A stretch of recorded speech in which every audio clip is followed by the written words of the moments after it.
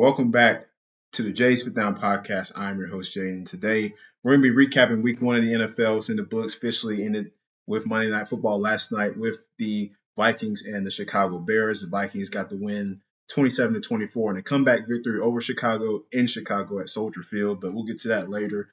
But first off, make sure you guys subscribe to the channel here on YouTube, Jay's Fit Down. We're also on podcast platforms such as Apple Podcasts, Spotify, wherever you get your favorite podcast, that's where we are. So make sure you follow us there. Make sure you hit that subscribe button on YouTube and turn on post notifications so you know when we're posting content. Follow us on TikTok and Instagram, Jay's Fifth Down Pod. We are there available as well. But yeah, let's get into week one. So officially it started last Thursday with, the kickoff opener, which was the Cowboys and the Eagles. Of course, the big storylines heading into that was Micah Parsons getting traded from Dallas. So we really like a week or so before to Green Bay. And again, we'll talk about him later. And, this was a game that started out actually pretty good. I would say, not so much for the Eagles. They end up getting the win, but Jalen Carter, one of their premier defensive linemen, he didn't even get to play a snap because he spit on Dak Prescott, and that's that. You guys all know about all that whole situation, so I don't have to go into too much. But you just can't make plays like that. Not plays, but you can't make the decisions like that. You can't do that type of stuff. And there's an official right there. Jalen Carter's got to be. He's got to be thinking. He's got to be. Have that situational awareness. Like that stuff you can't do. No matter what Dak did, whether he spit on him or spit at his feet, whatever things like, man, you just gotta ignore stuff like that and play football and move on. I know it's tough. They're your rivals, all that type of stuff. But when you're playing football, you just can't. You can't get baited into things like that because that can cost you your team. And it did cost Eagles. Again, they ended up winning. It didn't matter. But it cost them in the run game because they solely they really missed Jalen Carter in the defensive front, because Dallas exploited that. They ran the ball consistently up the middle of the field through with dang, I'm blanking on the running back's name. Javonte Williams who came over from Denver in the offseason, but he had a good game, a couple rushing touchdowns, had some good runs. And the Eagles defensive line just wasn't able to get that much push into the backfield as far as in the run game. But it was a good game. Dak Prescott, had a decent game. Him and CeeDee Lamb, hooked up on a lot of good plays, missed a couple of plays. CeeDee had a couple of drops as well. Not good for my fantasy team. But Dallas, Dallas looked better than they have, and they're always a good regular season team. Like that's not anything surprising, but we know how they get when we get to week 12 and beyond, right? That's when they usually start to kind of teeter totter out, and they start to decline. So we'll see how that goes for them. And you could tell they were missing Micah Parsons on defense, that night, and just not able to really set the edge and get that pressure on Jalen Hurts, as he was able to escape with his legs many times. Saquon Barkley, again, great game in the catching the ball at the backfield. He was able to burn him a couple times with that, had some good runs. But overall, I think Dallas didn't let him go off too crazy, and I think for Philadelphia offensively, A.J. Brown, people were complaining he doesn't get a lot of targets and stuff. Dallas had him well covered during the game, but it didn't matter again because Jalen Hurts used his legs and, he was able to score a couple touchdowns there, and things like that. Hooking up with Jahan Dotson for a big 51-yard play as well at one point in the game. Overall, it was a good little opener. Both teams got some things they definitely have to work on moving forward, but low scoring. There was a storm delay, I believe, in the second half. We had a couple of those over the weekend, so that was pretty weird. That was a theme I noticed in a couple of football games this past weekend, college as well. There's some delays with weather. Weird, but when both teams came back out to play, it just the offenses on both sides didn't really do much in the second half. So they're looking to clean up on that type of stuff. But yeah, Cowboys take the loss there, and Eagles get the win 24-20 over them. So next, we had the Chiefs and the Chargers play the next night on Friday. And, man, let me just say, Justin Herbert, guys, Justin Herbert came out and played really good in this game. He had over like I want to say over 380 passing yards, a couple touchdowns, had a nice sliding first down run. He was playing really good. Quentin Johnson had 2 touchdowns. He played awesome. Just overall, the Chargers, played a physical, good football game, and of course, the Chiefs were missing Rasheed Rice, and then they lost Xavier Worthy to a shoulder injury, and he's expected to be out, a lengthy amount of time with that. So the Chiefs will be without their 2 top wide receivers. Now, Rasheed Rice, of course, is suspension, and Xavier Worthy on the injury. So that's something to monitor for Kansas City. But, yeah, I mean, the Chiefs, it's one of those games like you think, oh, the Chiefs are just going to yeah, they start out slow, kind of sluggish, and they just will. Patrick Mahomes just find a way to just come back like he always does and do some magical things here and there, and that didn't really happen. He had one little like really cool play, as he was like parallel to grounding through it, kind of similar to what he did in the Super Bowl against Tampa Bay some years ago. It was a nice play, I'll admit. Not a Chiefs person, but gotta admit that was a nice play by Patrick Mahomes there. But it wasn't enough because the Chargers just came out and they played really good football. Jim Harbaugh has done a great job with his team. Did a good job with them last year, and starting the year off right with a win this year on opening weekend. Great job to the Chargers as they look to continue that going forward into the season. And I was telling my friend Jonathan, who was on the podcast on our last podcast episode, that Justin Herbert is a guy like, he's a great quarterback, but, he's a guy that I really would need to have a great season consistently all across the board. The Chargers want to win in the playoffs. He's going to have to play that type of football the whole season and into the play, and in the playoffs. Like there's no way the Chargers can go where they want to go, which is to a Super Bowl. Justin Herbert does not play like that week in and week out. They need that from him. They need it from him because he is the life of that offense. He's the engine that drives it, being the quarterback, being the face of that franchise, the guy that they invested into to lead them to the promised land. He has to fulfill on that, and he did a great job of that. And like I said, week 1 against Kansas City, so we'll see how much they can sustain that as the season progresses. You know, the Colts and the Chargers. Colts get the big win, 33-8 over Miami. Miami just looked just anemic and putrid on offense. Tua Tagovailoa, 2 interceptions, turn the ball over. I think he had a fumble as well. One of those interceptions went to Latu from Indianapolis, who made a great play on the pick. So the big man got the interception there. It was a nice play by him. I don't know, man.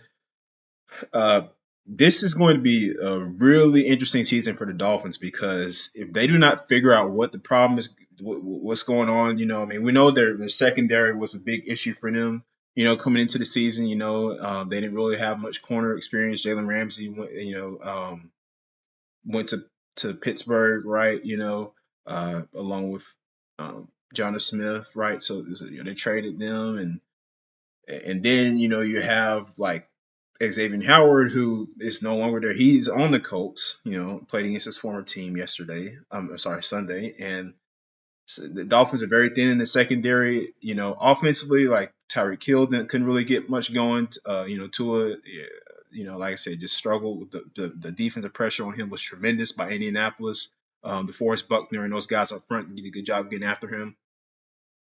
And Miami could not get much going. And I really feel like a lot of people want to start calling for Mike McDaniel's job down in Miami, and this is something serious to monitor, as we move on throughout the season. And the Dolphins are going to have to figure something out, because otherwise Mike McDaniel will lose his job, because they haven't really, in his tenure, they made the playoffs at one time against the Chiefs, and they didn't look good up there in the cold.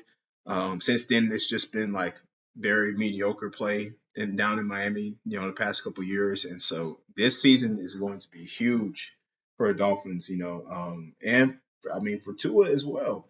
And he's got to prove that he was the quarterback that they selected so high in the draft in 2020. He's got to be that guy. And he's shown that so far. He's shown glimpses here and there, but like not a full consistent season. He's had injuries as well, the concussions, right? And those things happen in football, but you've got to be able to, when you're healthy and you're out there, you have to be able to put up, good consistent outings, good consistent games at the quarterback position. He hasn't been able to do that, like I said, on a consistent basis. So And Daniel Jones, the other side, played really well. A couple of passing touchdowns, not some nice runs. He looked, good in the pocket, taking the check downs, and not forcing much down the field compared to some of the Colts quarterbacks in the past that they've had in their, season openers, because they've had like a different quarterback like the past, 5, 6 years or something like that. So, or maybe longer. But and because he ended up winning the competition over Anthony Richardson, nobody really saw that coming. I mean, we figured like if Anthony Richardson couldn't beat out Daniel Jones in training camp, then there had to be an issue. And that's not even a knock on Daniel Jones, but that's something that should be saying something about Anthony Richardson's development, and that's something that we should just keep an eye on. But yeah, kudos to the Colts, man, getting the big win there. We'll see if they can be able to sustain it, sustain that energy as they move throughout. The AFC South. The Jags won. The Titans lost. And the Texans lost. So now the Colts lead the division after 1 week at 1-0. So we'll see how long they can keep that lead. And moving on next to the Steelers and Jets, probably one of the more entertaining matchups of Sunday's slate of games. Aaron Rodgers returned to MetLife Stadium, played with the Jets last year, of course, and he looked fantastic. Had a lot of great plays with his arm, moving out the pocket on the bootlegs and the play action. Pittsburgh was able to block those efficiently pretty well as opposed to years past. And the offense just looked more fluid, man. This is probably the most that game was probably the most fluid I've seen the Steelers offense look in quite some time. They were able to move the ball and convert those third downs and just move efficiently up and down the field. And that's what you want to see if you're a Steelers fan, because they haven't been able to do that the past couple of years because the quarterback play just has not been consistent enough, and the offense just as a whole has not been consistent enough to sustain that on a consistent line on a consistent basis, right? And the Jets, on the other hand, like they play good too on offense. That was probably the best I've seen their offense look in a long time. Justin Fields out there making some great plays with his legs, with his arms.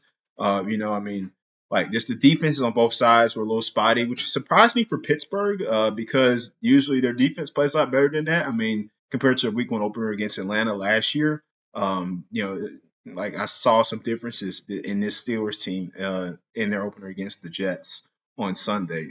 Just couldn't get much of a push pressure wise on Justin Fields in backfield, losing some rush integrity on the pass rush, so things that they got to clean up. But great offensive output for the New York Jets, and definitely something to build on positive for Aaron Glenn and his squad, despite the loss. Jags, Panthers, everybody was talking about in offseason, like Bryce Young had made such a tremendous leap, from early on last season toward the end of the year when he got his starting job back. He played well, and they were hoping that he would carry this over into this season here in 2025. And Sunday's outing did not show that very well for Bryce and the Panthers. It was a kind of a close score game. This one also got delayed again with weather. But when they started back up, the Jags kind of just went on with it, and they were able to score when they need to score to prolong the game for them. Travis Hunter did get to play some. He made a tackle, a couple catches, but I think for Jacksonville, like the key is going to be for them, like and Trevor Lawrence, man, we said it before on this podcast a bunch of times. He's getting paid number 1 pick money, like all this big money. He's got to lead. He has to stay consistent, stay healthy, and perform really well for this team in order for them to have a chance to win this division. So yeah, the Colts won, the Jags won in the AFC South, so they're both 1-0 in leading the division there. But like I said, the Panthers still got some things they got to clean up. So. And moving on to our next game, Cardinals and Saints, man. Saints take the L in the NFC South, so as a Falcons fan, love to hear that. Kyler Murray and the Cardinals went out there, got the job done in the Caesar Superdome in New Orleans. Spencer Rattler, just they didn't look too well. We knew the Saints would be coming into this season with not very much high expectations due to their quarterback situation that they have going on. It's just not a good situation at all. Have to think that they'll be looking to take a quarterback in next year's draft, possibly Arch Manning, if he goes into the draft. But something to keep an eye on there. Commanders and Giants. Uh, this was a game that a lot of people were thinking that the Giants possibly had a chance to win. Like they thought the Giants. I mean, the Commanders lost a couple pieces in free agency. Um, still have their great group of players intact. Jay Daniels, Terry McLaurin, all those guys. Defensively, like I said, they lost a couple of guys, but they played well. They played really good, actually. And the pressure just got into Russell Wilson's face all game. The offensive line couldn't block a soul, and he just couldn't really deliver much. Justin Fields couldn't, and there was questions about whether um, about Russell Wilson, if he would be the starter for the Giants next week. Ryan Duvall already said that he would be starting. Jackson Dart. We don't know when he's going to play. You would think. I personally think that it's they play Dallas next week. The Giants do, and that's probably not the best place in Dallas. To start your rookie quarterback in.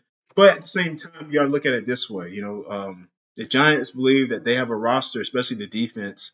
Like which is still there's some growing pains the defense got to do, but on paper they look much better than they have in years past.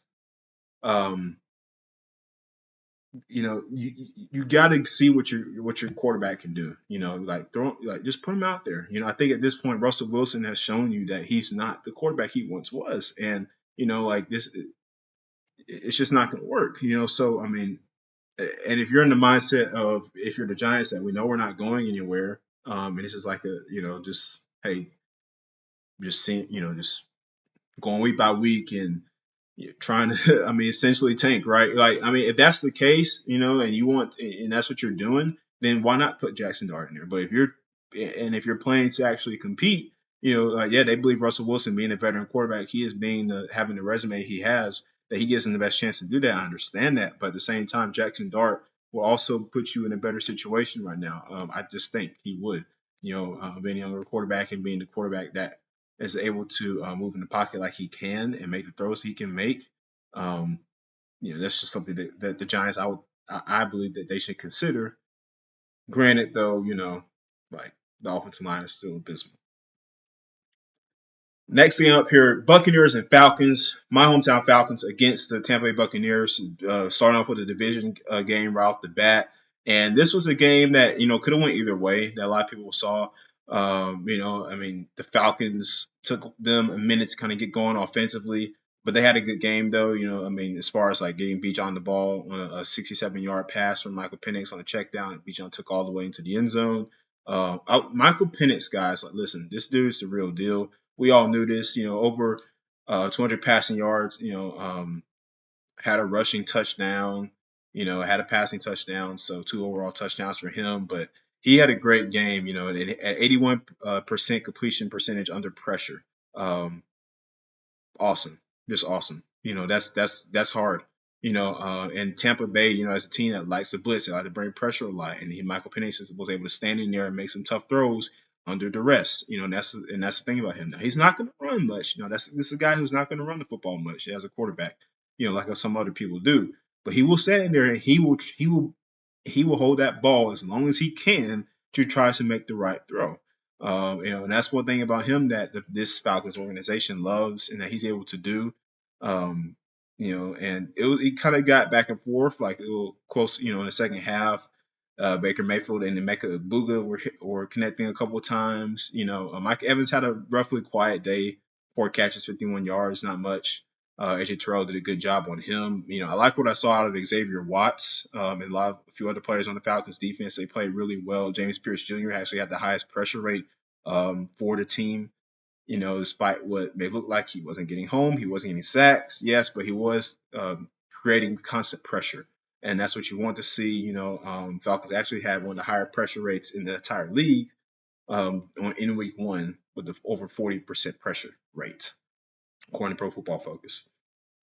So I think for the Falcons, and they had a couple chances to score, a lot of drop interceptions, things like that. Those things you clean up. You got to make those plays because you're talking about all these things that end up contributing to this final score being what it was. I mean, you say all day, well, if Xavier Watts would have caught this interception, or if Kadero Hodge would have caught that touchdown, and Michael Penix threw a perfect ball to in the left corner of the end zone. He just wasn't looking for the ball. Like all these things, we could say that if Drake London would have held on to the ball in the end zone that play that Michael Penix threw that they ruled incomplete. Like all those things, we could just go on and on. But the Falcons have got to figure out, and special teams wasn't that good either for the Falcons. So they got to fix some things with special teams in the return game. Had some penalties there. Got to clean those up. Defensively, although they played solid, held the Bucks to just 260 yards in offense, which is decent. Considering that's a really good offense they have over there, even and without their top weapons, mind you, with Chris Godwin. Well, one of their top weapons and Chris Godwin, he didn't play. So, um,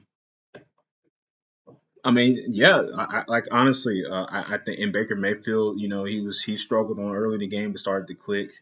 Later on as the game unfolded, and through that game-winning touchdown pass to Emeka Egbuka, Falcons had a chance to tie the game at the end with a kick by Nwakwu, but he missed it, of course, and the Bucks won. So Atlanta's got to definitely figure out the kicking situation. They're supposed to be holding some kicker tryouts this week, bringing some competition for Koo, so we'll see how that goes. But Buccaneers got the win 23-20 over the Falcons. Bengals got the win 17-16. Offense for Cincinnati didn't look too well. But their defense played really good. Browns missed a field goal as well in this game. And Joe Flacco played all right, threw a couple interceptions. So then we got the Raiders and the Patriots. This was I didn't have a chance to fully watch all this game, but I do know that the Patriots start out the game pretty good, but they were not able to get the win. Drake May and the offense looked better than last year for sure. Just watching it, you can tell the impact Mike Vrabel has on this team and what he wants them to do, how he wants them to play offensively and defensively. Physicality being a big focus for him. And Geno Smith and their company got it done for Las Vegas. Right. And moving on to the 49ers and the Seahawks, so another division game to open up the season for the NFC West. Seahawks got the L here, 13-17 against San Francisco, who ended the game with some injuries. Brock Purdy got a shoulder injury, so he might be out a couple weeks. George Kittle definitely be out 3 to 5 weeks with an injury.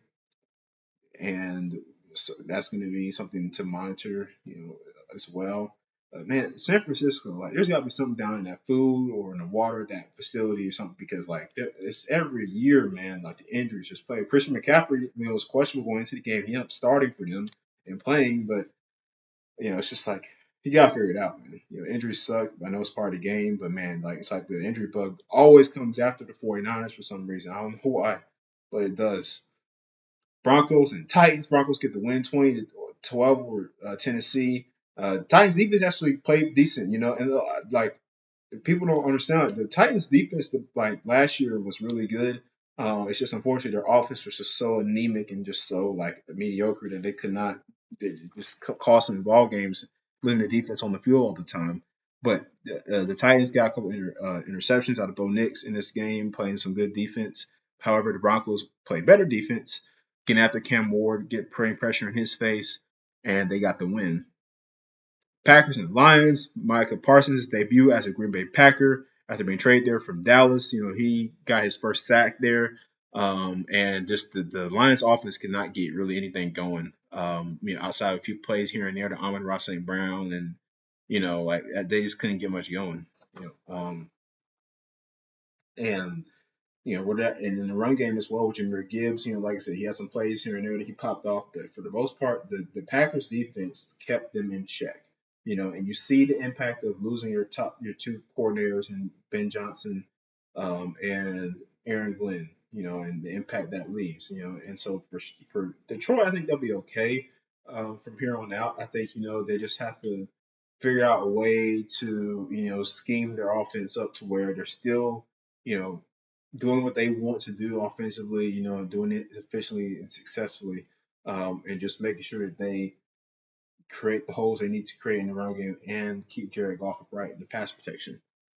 And for Green Bay, they look good offensively too. They look good offensively. Josh Jacobs had a great game on the ground. Jaden Reed, Matthew Golden, all those guys for Green Bay collectively getting some touches there for and getting with Jordan Love in the passing game.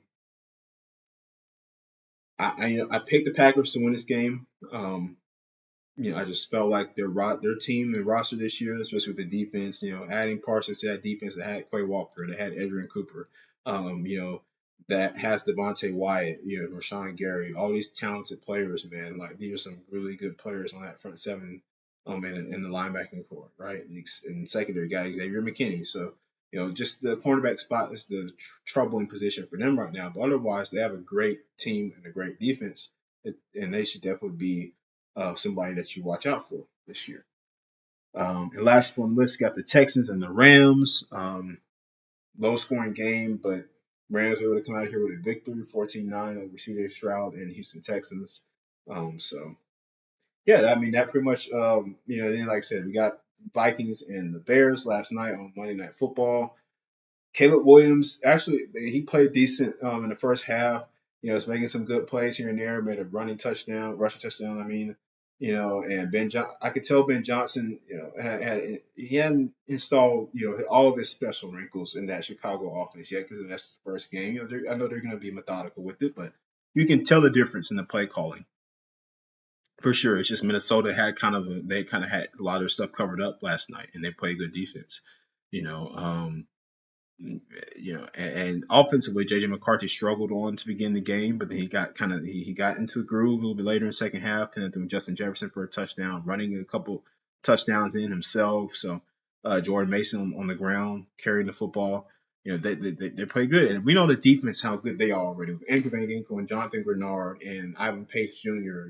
Like those guys. Byron Murphy at cornerback. So the Vikings have a solid defense. They're a team that is. If they can figure out offensively how they want to be, and if they can get JJ McCarthy to play into that system, then there'll be a hard team to beat for sure. And the NFC North is going to be it looks scary.